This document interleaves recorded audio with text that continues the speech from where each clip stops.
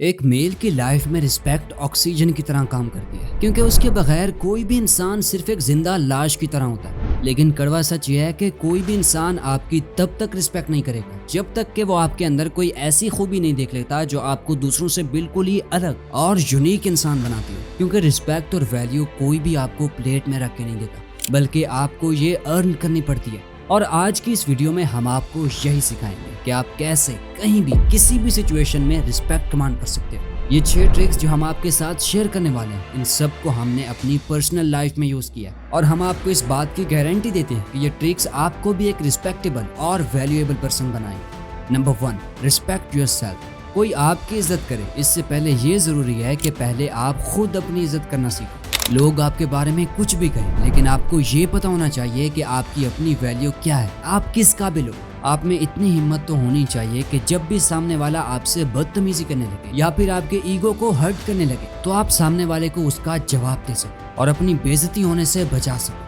फिर चाहे सामने कोई भी हो, आपके फ्रेंड्स हो, आपकी फैमिली में से कोई हो, रिलेटिव्स हो, चाहे कोई भी हो, उन सबको अपनी बाउंड्रीज पता होनी ही चाहिए। और जब भी उनमें से कोई वो बाउंड्रीज क्रॉस करने लगे तो आप उन्हें ये बता पाओ कि आपकी अपने लिए रिस्पेक्ट उनके रिश्तों और जोक से कहीं ज्यादा मायने रखती है। जब आपकी अपनी नजरों में ओवर कॉन्फिडेंस और एटीट्यूड की जगह अपने लिए सेल्फ रिस्पेक्ट होगी, तो सामने वाला पर्सन भी आपकी रिस्पेक्ट करेगा।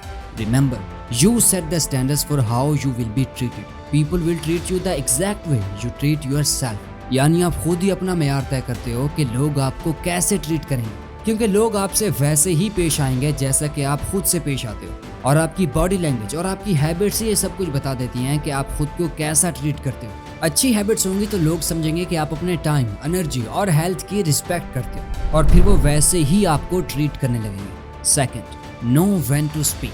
अपनी रिस्पेक्ट पाने के लिए ये पता होना जरूरी है कि आपको अपना मुंह कब खोलना है और कब नहीं।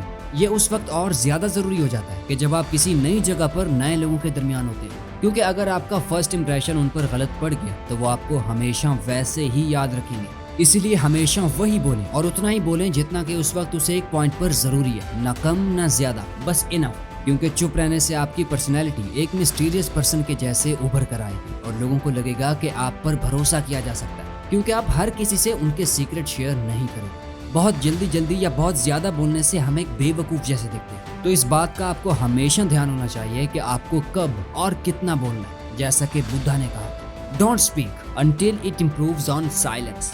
Number 3, be honest.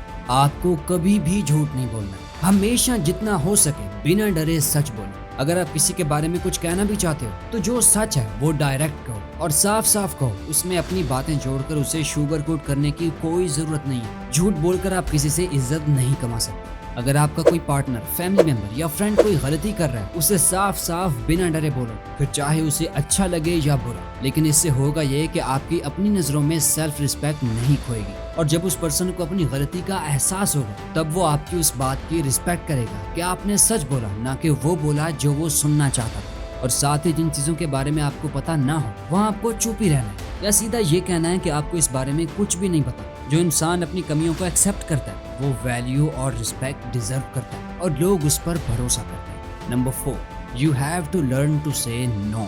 बहुत अच्छा और नाइस होना भी आपको कमजोर शो करता है, इसीलिए क्या करना है इससे ज्यादा जरूरी ये जानना है कि आपको क्या नहीं करना। फॉर एग्जाम्पल, अगर कोई पर्सन अपना काम आपसे करने को कहे और पूछते वक्त बदतमीजी से पेश आए तो आपको ना कहना आना चाहिए।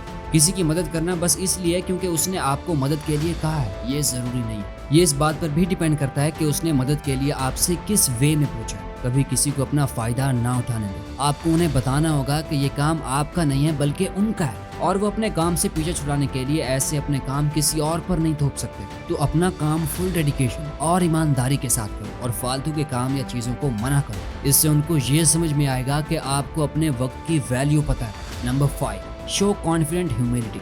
कोई भी इंसान जो कॉन्फिडेंटली आगे बढ़ता जाता है वो अपनी तरफ लोगों को अट्रैक्ट भी करता जाता है। एक अच्छी बॉडी लैंग्वेज, अच्छे मैनर्स, अच्छे बिहेवियर से आप अपनी एक बढ़िया इमेज बनाते हैं। इसके साथ ही लोगों को ऐसा शो होता है कि आप जानते हैं कि आप क्या कर रहे हैं और आप अपने काम में माहिर हैं। अगर आप किसी से पहली बार मिल रहे हैं तो कॉन्फिडेंस शो कीजिए, because your first impression is your last impression. लेकिन आपको इस बात का ख्याल रखना है कि कॉन्फिडेंट होने और एरोगेंट होने के बीच में एक बहुत ही बारीक लाइन है, और आपको उनके बीच की ये बाउंड्री पार नहीं करनी, क्योंकि कॉन्फिडेंस और एरोगेंस में बस रिस्पेक्ट का डिफरेंस है। जब आप सामने वाले के व्यू की वैल्यू रखते हुए अपनी बात को आगे रखते हो, ये आपका कॉन्फिडेंस शो करता है। लेकिन वहीं अगर आप सिर्फ अपनी बात को वैलिडेट करने की कोशिश करते हो तो ये आपके एरोगेंस को शो करता है। इसीलिए आपको रिस्पेक्टेड और कॉन्फिडेंट बनना है, ना कि एरोगेंट। Number 6, provide value.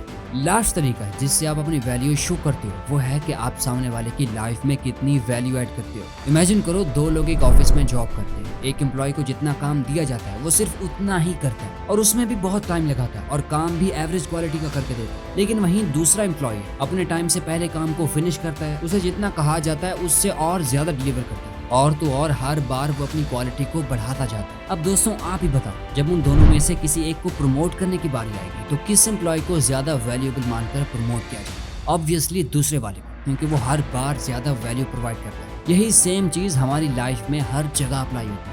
आपसे जितना एक्सपेक्ट किया जाता है उससे ज्यादा ही देने का सोचो, यानी सिर्फ वैल्यू लेने की कोशिश मत करो बल्कि दूसरों की लाइफ में वैल्यू ऐड करने की कोशिश करो। ऐसे बन जाओ कि लोगों को लगे कि आप उनके लिए उनकी लाइफ में कुछ न कुछ वैल्यू ऐड करते हो। आपके पास कुछ ऐसा है जिसकी लोगों को जरूरत है। आप जितनी वैल्यू ऐड करोगे उसी के अकॉर्डिंग ही आपकी वैल्यू है और आप उतने ही वैल्यूएबल पर्सन माने जाओ। तो अगर ये वीडियो आपको अच्छी लगी तो वीडियो को लाइक और चैनल को सब्सक्राइब करके बेल आइकन को दबा दीजिएगा ताकि आप आने वाली कोई भी वीडियो मिस ना कर पाओ। Thank you for watching.